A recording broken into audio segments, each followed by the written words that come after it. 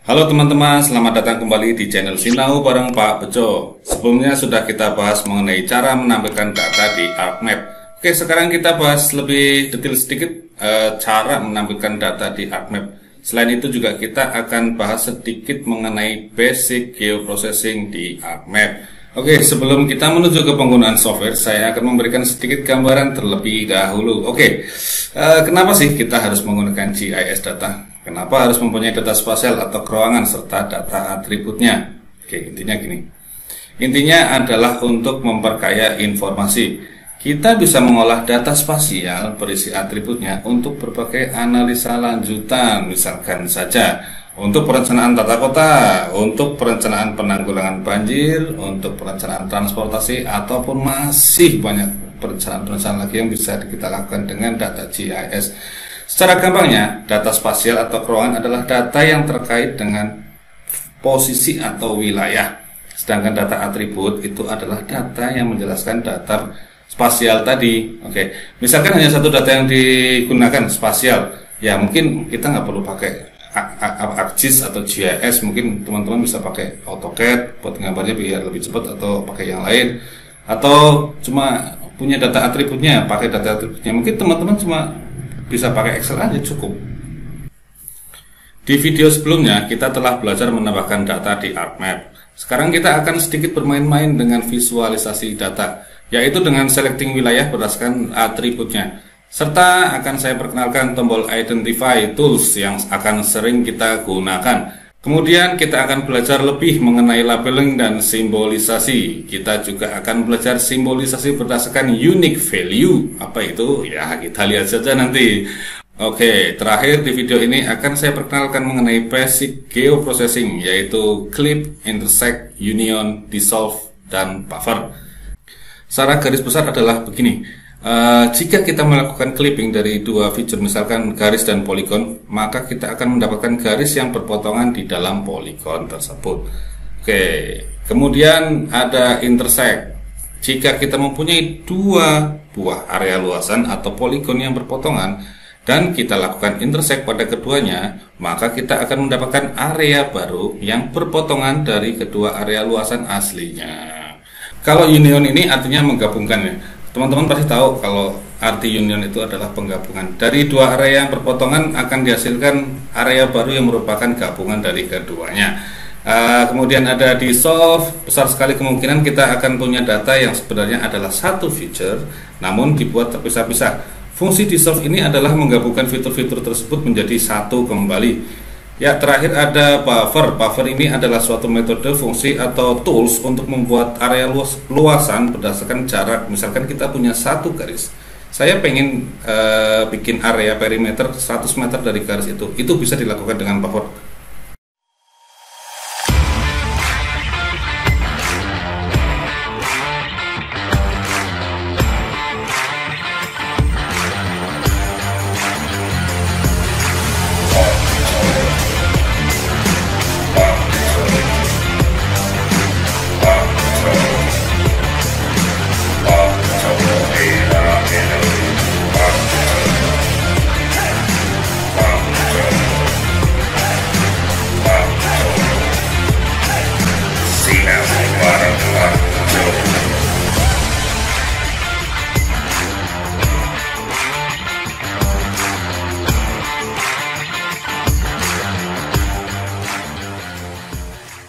Oke, sekarang kita beralih ke penggunaan software.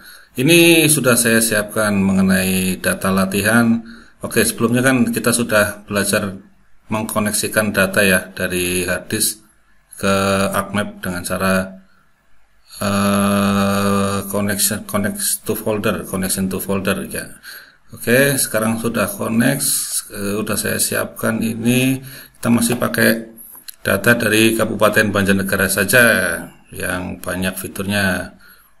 Oke, coba kita tampilkan administrasi desa dan semuanya. Oke, kita panggil aja semuanya.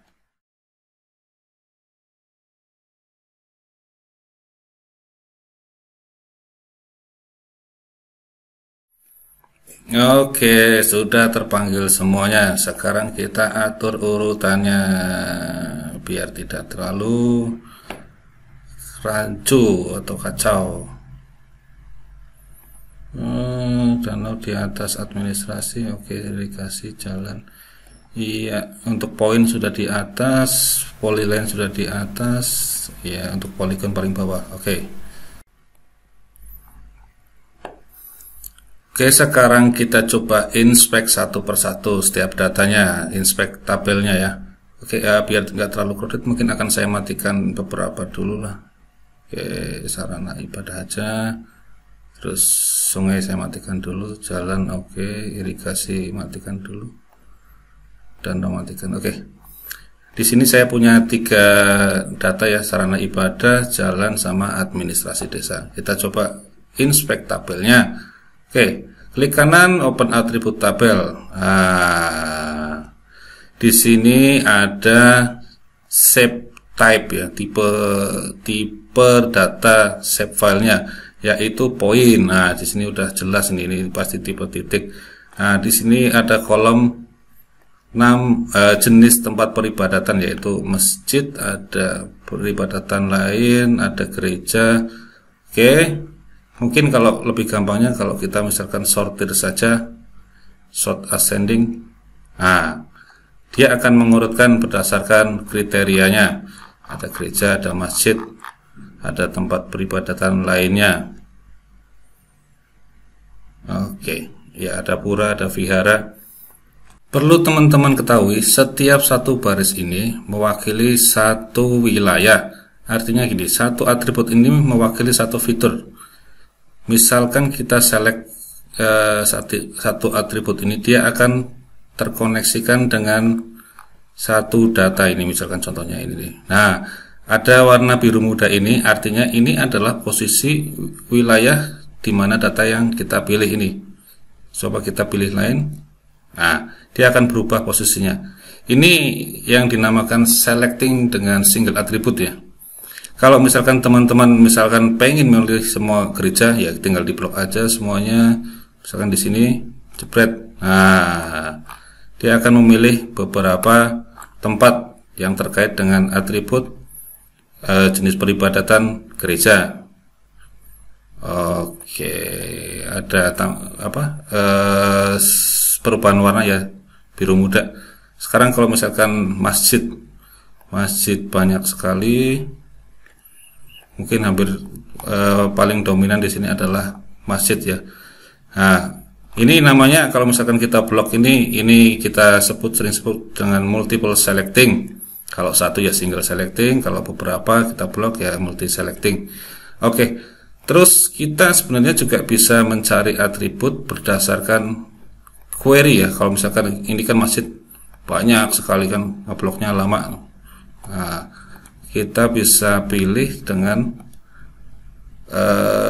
mana ya, saya kalau lupa, find and replace, bukan, select by attribute. Nah, ini udah agak pakai query sedikit. Bagi teman-teman yang sudah sering belajar mengenai database pasti nggak asing lah dengan query ini ya, kayak query SQL. Oke, misalkan kita mau pilih atribut berdasarkan kategori masjid ya. Kita kan di sini ada nih select bintang from sarana ibadah where. Nah, ini ada kondisi, kita pilih kondisinya sama dengan.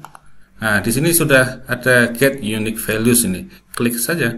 Klik. Nah, kan keluar kategori-kategorinya ini. Nah, kita pilih berdasarkan masjid, apply. Nah, semua masjid sudah terpilih di Kabupaten Banjarnegara. Oke, bisa kita lihat di sini ada 818 dari 840 yang terselect. Coba bayangin aja kalau teman-teman tadi ngeblok gitu kan bisa aja kemungkinan salah ngeblok, salah pilih ya. Jadi kalau misalkan atributnya banyak, saya sarankan pakai select by attribute, pakai query seperti ini biar nggak salah. Oke, setelah selesai memilih, jangan lupa biasakan selalu clear selection ya. Nah, hilang. Karena gini, kadang kan kita melakukan editing atribut ya. Kalau misalkan tadi nggak di clear yang kita pilih itu akan teredit ya. Jadi kalau misalkan teman-teman nggak pengen yang kita pilih itu teredit, jangan lupa biasakan selalu clear selection. Kita kan bisa pilih lagi nanti pakai atribut selecting multiple atau single ya. Kemudian kita coba inspect isi tabel yang lain. Oke, saya matikan lagi aja yang poin. Sekarang kita coba cek yang jalan. Nah, di sini dijelaskan kalau tipe datanya adalah polyline ya, beda sama tadi kan titik. Terus di sini ada kategori jalan, jalan lain dan jalan setapak. Bisa seperti tadi, kita bisa sorting. Jadi ada jalan kolektor, jalan lain, jalan lokal, jalan setapak. Ya, ada berapa tadi? 3 atau 4 kategori ya. Oke lah, nanti kita juga tahu. Oke, sekarang kita coba lihat yang administrasi, open attribute tabel. Nah, di sini ada tipe data polygon, ada polyline, point, polygon. Ini otomatis terbentuk ketika kita creating fitur ya. Kita membuat fitur, kita kan pilih tipe datanya, tipe point kah, polyline kah, polygon kah. Nah, ini otomatis akan terbentuk. Di sini kolom yang terpenting adalah nama desa atau nama kelurahan. Oke. Sekarang kita coba selecting tadi yang jalan ya. Lakukan hal yang sama. Terus select by attribute. Select from jalan where. Apa tadi? Remark ya, remark. Where remark. Oke, double klik sama dengan get unique values. Misalkan saya pengen jalan kolektor. Mana sih jalan kolektornya? Apply. Oke. Loh, kok nggak muncul? Oke, saya clear selection dulu coba. Oke, ulangi lagi. Jalan kolektor apply. Oh, cuma 2. Oh iya, mana? Oh, di sini. Ini 1. Nah, kalau pengen cari ya, ini yang terpilih di mana sih? Kan kalau zoom gini kan kelamaan ya. Nah, ini bisa klik satu baris ini, ada zoom to selected. Nah, otomatis dia akan mencari di mana yang terpilih.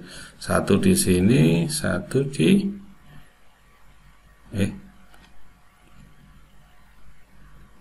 zoom to selected. Nah, di sini ternyata. Oh, sama aja ya di situ ya. Oke, itulah. Kira-kira seperti itu untuk pencarian data atribut, selecting atribut. Oke, sekarang kita coba selecting. Clear selection dulu aja. Clear selection.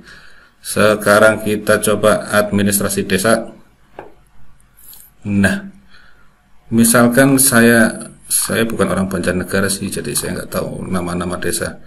Oke, Binangun. Nah, saya mau pilih desa bernama Binangun. Bisa pakai query atau enggak kita pakai single aja lah, udah jelas di sini. Binangun. Di mana sih posisi letak desa Binangun? Nah, zoom to selected, jebret. Wah, jadi desa Binangun tuh ada di sebelah sini. Oh, ini batas desanya ya. Nah, misalkan Majatengah di mana? Nah, Majatengah ternyata berada di sini. Oke. Copy ya teman-teman ya, cara selecting data. Oke, coba satu lagi Formular. Oh, udah jelas di sini. Oke. Sekarang kita beralih ke simbolisasi. Oke, kita close dulu. Kita akan rapikan tampilannya. Oke, sebelumnya kan di video sebelumnya kita udah belajar sedikit ya mengenai simbolisasi ya.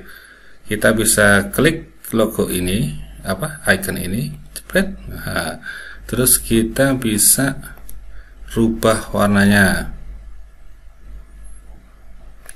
Nah, kemudian batasnya kita coba ganti yang agak lebih terang biar nggak terlalu crowded. Oke, jalannya kita rubah. Oke, iya, terus kita tampilkan sarana peribadatan. Coba kalau pendidikan apa? Pendidikan lainnya. Ya sudah, kita coba sarana peribadatan saja. Oke, saya juga akan menyalakan layer sungai ya. Kita coba. Oke, terus kita rubah simbolnya. Ya, sebenarnya di sini kan sudah ada built-in simbol ya. Di sini ada highway ramp untuk buat jalan. Ini built-in dari Esri yang bikin ini. Kalau river sungai itu river. Mana sih river? Ada nggak sih? Ini contohnya, jebret. Nah, jadi sungainya warna biru. Oke, sebelum kita lanjut ke simbologi lebih detail, saya akan perkenalkan satu fitur yang cukup menarik. Tadi kan kalau kita milih atribut ini kan bisa ya, jepret. Nah, sekarang ada namanya tombol identify ini. Nah, oke, kita klik saja, terus kita pilih salah satu nih. Nah, dia akan mengeluarkan data atributnya, sarana ibadah PT, jepret. Nah, masjid. Kita coba pilih yang lain. Nah, administrasi desa Sembawa, nama objeknya. Terus kalau misalkan kita pilih objek sungai, alur sungai, ya, pilih objek jalan, polyline. Oke, jalan lain, tipe jalannya. Jadi sebenarnya tombol identify ini sangat membantu. Misalkan teman-teman pengen secara visual areanya di sini, ini apa sih? Nah, gitu kan. Nah, ini apa sih titik ini? Nah, oke. Oh, ternyata ini adalah masjid. Oke, kadang kan kita mau pilih masjid nih, tapi karena titiknya terlalu kecil, kegeser. Nah, yang kepilih malah areanya. Kita bisa akalin, bukan akalin, ada caranya. Ini ada identify from. Kita pilih yang sarana ibadah. Jadi kalau misalkan kita salah pilih, dia nggak akan muncul nih. Selain kita pilih layarnya sarana ibadah, ya yang akan muncul sarana ibadah saja. Oke, jadi itulah keistimewaannya tombol identify. Kita bisa melihat atributnya. Misalkan saya mau berdasarkan jalan saja, nah ketika kita nggak pas milihnya, dia nggak akan keluarkan atributnya. Tapi kalau kita pas, nah dia baru memunculkan atributnya. Oke, nah itulah tombol identify. Sekarang kita akan coba atur simbologinya. Oke, sarana ibadah. Kemarin kan ada caranya gini ya, klik terus kita pilih simbolnya, atur ukurannya, misalkan 10. Nah, secara otomatis semua simbolnya akan berganti dengan sesuai yang tadi kita pilih. Oke, tapi misalkan teman-teman tuh mau tahu nih, di mana sih masjid, terus di mana sih gereja atau pura atau peribadatan lainnya, dan kita bisa membedakan simbol-simbolnya untuk masing-masing kategori tempat peribadatan itu. Oke, caranya gini, ini klik kanan, terus ada properties. Sebenarnya di sini menu simbologi di sini ada. Tadi kalau kita klik sini kan keluarnya sama, simbol-simbol juga. Oke, di sini juga kita bisa ganti seperti tadi. Kayak tadi tuh kayak cuma shortcutnya aja. Sebenarnya menu utamanya ya di sini nih, di properties, simbologi ini. Nah, di sini kan ada feature, single symbol. Single symbol itu artinya satu simbol untuk semua kategori layer itu. Oke. Nah, di sini kok teman-teman pilih aja kategoris. Nah, Nah, inilah ada namanya unique value. Unique value berdasarkan remark. Oke. Add all value. Nah, di sini akan muncul kategori tempat peribadatan. Di sini juga sudah ada jumlahnya 818 seperti tadi kita selecting. Gereja ada 16, peribadatan lainnya 4, pura 1, wihara 1. Oke, all other value kita uncheck aja. Oke, karena semua value-nya sudah di sini muncul semua, tidak ada nilai kosong atau nol, artinya all other value nggak ada, ya udah uncheck saja. Oke, apply dulu, apply. Nah, otomatis dia akan berubah sesuai dengan simbol-simbol di sini. Oke, sekarang kita rubah tiap-tiap kategori. Masjid dulu, misalkan masjid itu lambangnya bintang ya. Oke, kita warnanya rubah yang agak tuan dikit hijaunya. Oke, ini ukurannya coba 10 saja. Oke, cobalah apply dulu, siapa tahu nggak cocok. Nah, oke, ya cukup. Gereja kita rubah misalkan ini lah, warnanya biru misalkan. Ukurannya kita perkecil. Dari tadi ada motor lewat di sini pinggir jalan, jadi suaranya agak terganggu ya, maaf ya teman-teman ya. Oke, gereja sudah berubah, di sini warnanya biru. Terus pura kita coba set hitam segitiga. Ukurannya karena pura sedikit, mungkin diperbesar aja biar kelihatan ya. Oke, masjidnya mungkin ganti simbol dulu aja biar lebih terang.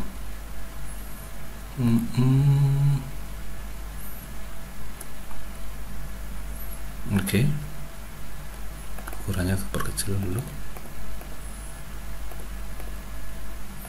Oke, apply.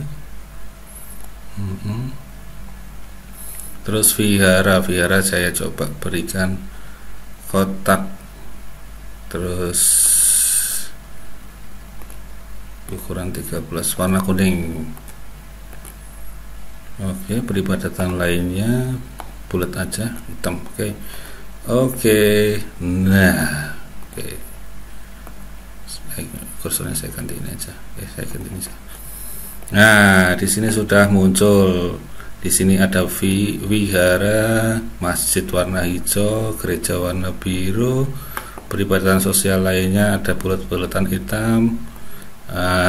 Inilah cara simbologinya. Terserah, ini masalah style itu tergantung teman-teman masing-masing ya.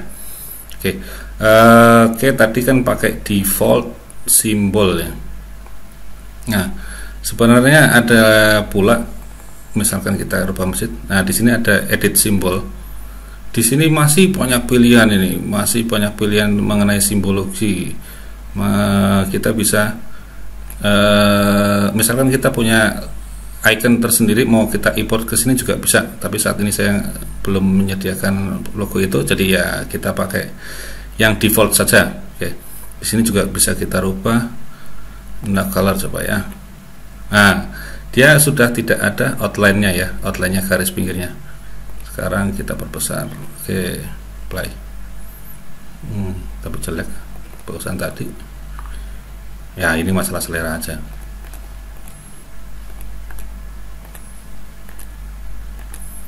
Nah, oke. Sekarang jadi crowded gini. Kecil lagi.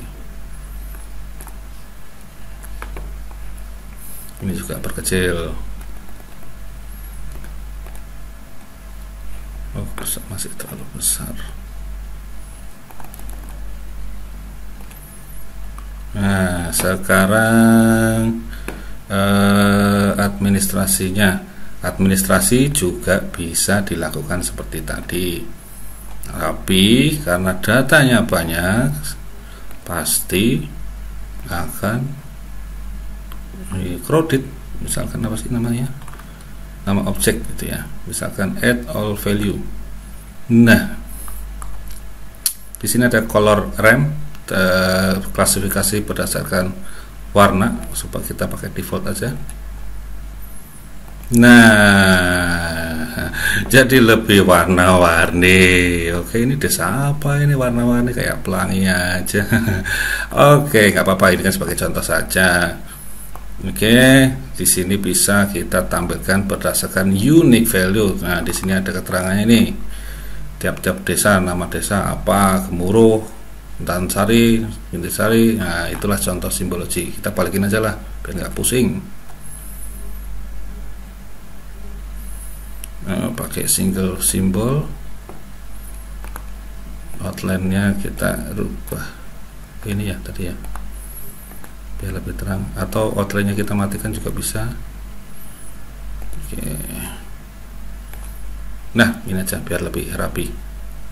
Sekarang beralih ke labeling. Kemarin kan juga sudah sedikit dibahas ya. Labeling, kita coba tampilkan nama-nama desa. Label bisa klik ini, bisa uncheck juga ya, sementara kita klik dulu aja. Oke, nama objek ukurannya 8, apply. Nah, untuk memunculkan atau tidak memunculkan ini ya, pakai klik kanan label feature. Nah, bisa itu munculin lagi, coba, atau tadi kalau kita uncheck, nah misalkan ini juga, nah dia juga akan hilang. Jadi ada dua cara ya, label feature in this layer. Oke,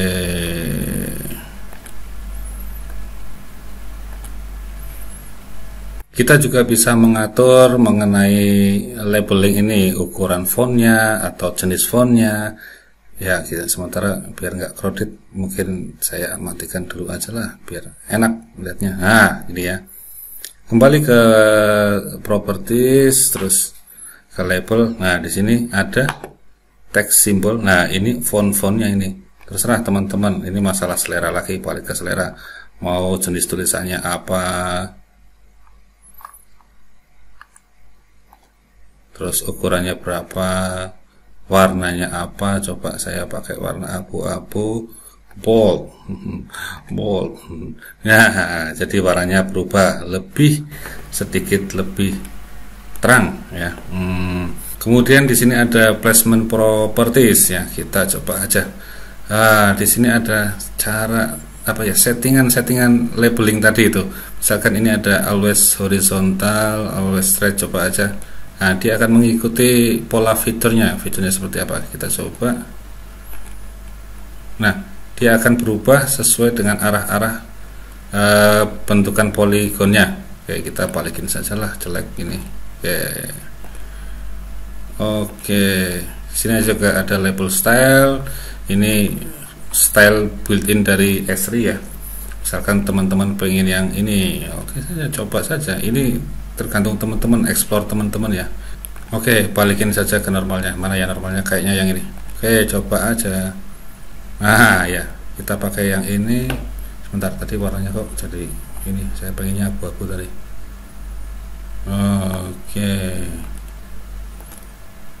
Oke, biar nggak terlalu crowded. Coba kita rapikan dulu sungainya, coba kita pertebal aja biar jelas. Ketebalan bagusan tadi. Iya, terus kita coba tampilkan lagi tempat peribadatan. Nah, oke, untuk simbologi tampilan visualisasi, saya rasa teman-teman sudah memahami cara-cara basicnya ya. Silakan explore sendiri, untuk ini masalah selera.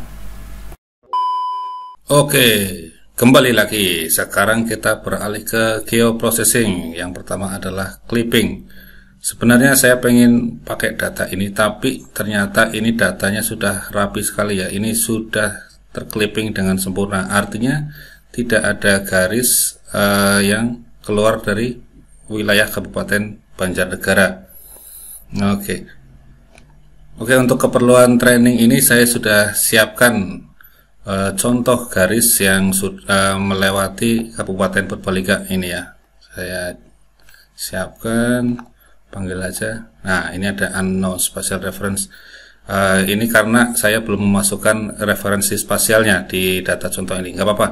Ini kan sebagai contoh saja, kita okekan saja. Terus kalau cara bikin feature ini akan kita bahas di video-video selanjutnya, karena kalau kita bahas di sini terlalu panjang. Oke, kita ke geoprocessing. Di sini bisa kita pilih clip, ataupun kita pakai cara yang kemarin ya. Kok customize? Kita pakai search. Nah, clip. Clip. Nah, di sini ada clip analysis tool. Kalau pengen tahu lokasinya di mana, ya oke, kalian saja kita perkenalkan ArcToolbox. Ya, ArcToolbox-nya sudah muncul. ArcToolbox ini adalah fungsi-fungsi atau metode atau tools yang digunakan untuk geoprocessing. Kalau misalkan kita dari Windows Search tadi kita pilih clip, kita ketikkan clip, terus kita pilih ini hijau ini, dia akan mereferensikan ke toolbox-nya di mana, misalkan intersect ya. Ini contoh aja. Oke, intersect. Nah, dia akan ini ternyata intersect, masuknya di overlay di analysis tools. Nah, terserah ini teman-teman lebih nyaman pakai mana, ini terserah. Oke, kita kembali ke clip. Oke, kita langsung saja input feature-nya yang contoh tadi. Terus kita akan klik berdasarkan area perbatasan desa ini, administrasi. Kita save contoh ini clip. Oke, di geoprocessing ya. Save. Oke, nah di sini ada tanda klip. Ya, nah kalau ada tanda ini berarti sudah selesai dan terlaksana dengan sempurna. Oke, secara otomatis akan membentuk SHP baru bernama clip. Kalau kita untick, belum kelihatan. Coba kita yang contoh ini kita ganti simbolnya. Nah, oke, ini adalah aslinya. Oke, sekarang kita lihat hasil clippingnya. Misalkan biar kelihatan biru. Nah, oke. Inilah hasil clippingnya. Oke. Sebenarnya kita bisa lakukan hal yang sama terhadap sarana peribadatan ini ya. Misalkan di sini terdapat sarana peribadatan di luar kabupaten, terus kita akan clipping. Itu juga sebenarnya bisa. Jadi kita akan memperoleh sarana peribadatan yang hanya terletak di Kabupaten Purbalingga. Tapi karena datanya belum tersedia, ya sudah, kita skip saja. Kita lanjut ke geoprocessing selanjutnya. Selanjutnya kita akan coba intersect dan union. Oke, sudah saya siapkan contoh data 2 karena di sini tidak ada data yang ngawur, artinya datanya sudah bagus semua. Ya udah, saya buatin contoh data ini. Kembali lagi, untuk pembuatan feature ini akan kita bahas di video selanjutnya. Oke, sekarang kita ketikkan intersect. Oh iya, kalau ini pakai 2 poligon ya, intersect itu. Oke, di intersect. Ini klik ini. Loh, mana? Oh, belum saya klik. Oke, input feature contoh 2, drag aja. Terus administrasi. Oke, kita save intersect. Nah, oke. Lagi proses. Ya, inilah contoh hasil intersect. Jadi secara otomatis ArcMap akan memotong wilayah yang di luar dari Kabupaten Banjarnegara, menghasilkan suatu wilayah baru. Ini kan wilayah yang bertampalan. Coba kalau misalkan contoh 2, biar warnanya beda. Nah, ini wilayah yang bertampalan antara ini 1, 2 dengan yang ini, terus akan menghasilkan wilayah baru yang biru ini secara otomatis. Oke. Nah, sekarang langsung saja ke union ya. Union.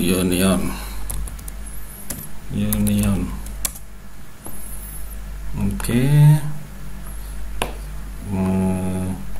Seperti tadi, masukin, terus kita save sebagai union.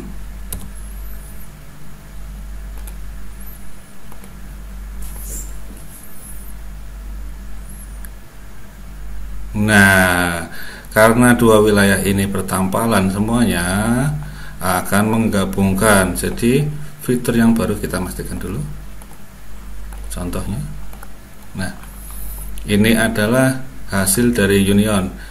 Data yang di luar kabupaten akan digabungkan masuk ke dalam kabupaten Banjarnegara. Oke, next. Sekarang kita beralih ke dissolve ya, dissolve. Nah, ini. Oke, atau enggak dari sini juga sebenarnya bisa kok ya. Dissolve. Oke, ini close aja lah. Oke. Oh, sebelumnya saya jelaskan dulu mengenai dissolve ini ya. Oke, sebentar, ini saya cancel dulu.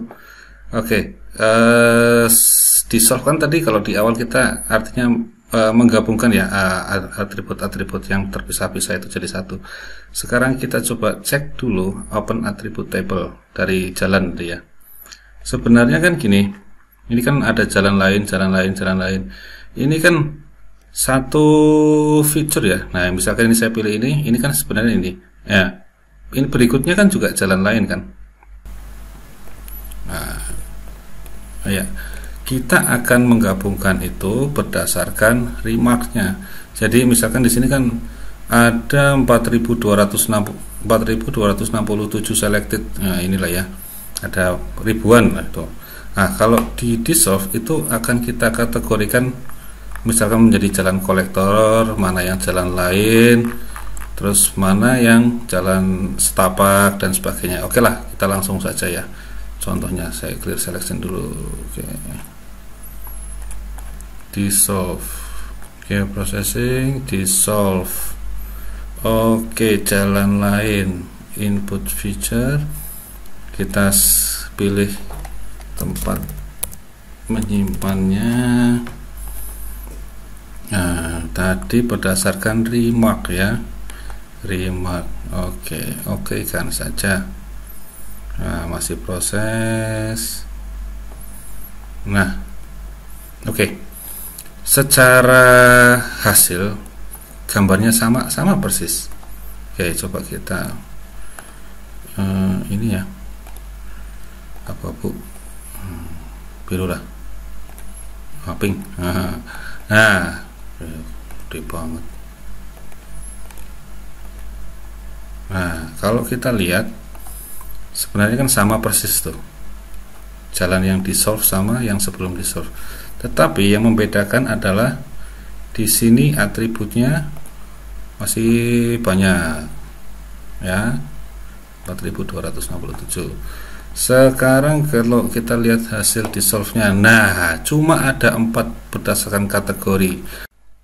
Sekarang kalau kita pilih ya, kan nggak perlu pilih banyak banget tadi. Nah, kalau jalan kolektor, oh ini cuma sedikit, jalan lain, nah langsung terpilih semua tipe jalan lain. Oke, misalkan jalan lokal, wah ini ternyata jalan lokal hanya segini. Jalan setapak, nah inilah posisi-posisi jalan setapak. Jadi kalau yang tadi ini kan sangat repot ya, kalau misalkan kita milih kategori jalannya terlalu banyak atributnya, padahal ini sebenarnya satu kategori jalan lain. Oke, itulah fungsi dissolve. Oke, terakhir kita akan coba buffering ya. Tadi mana sih? Ini clear selection. Bukan yang ini. Dissolve, clear selection. Oke. Sekarang kita coba buffering. Buffer. Ya, ini terserah kita mau pilih mana. Oke, kita coba sungai saja.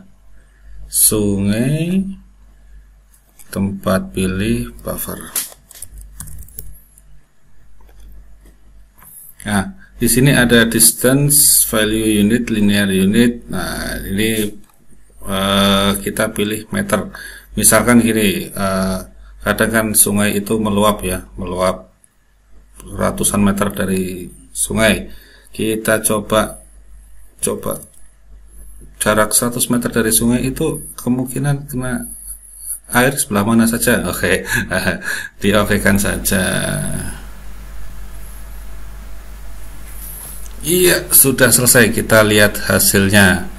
Oke, biar nggak crowded, saya matikan dulu yang bukan sebagai contoh, buffer. Buffer ya. Buffer terus clip. Ini juga matiin aja. Nah, contoh. Nah, ini sungai sama buffering sungainya. Nah, ini adalah data asli sungainya yang biru. Coba saya pertebal sedikit. Iya. Sedangkan yang buffer ini adalah area radius 100 meter dari sungai. Nah, ini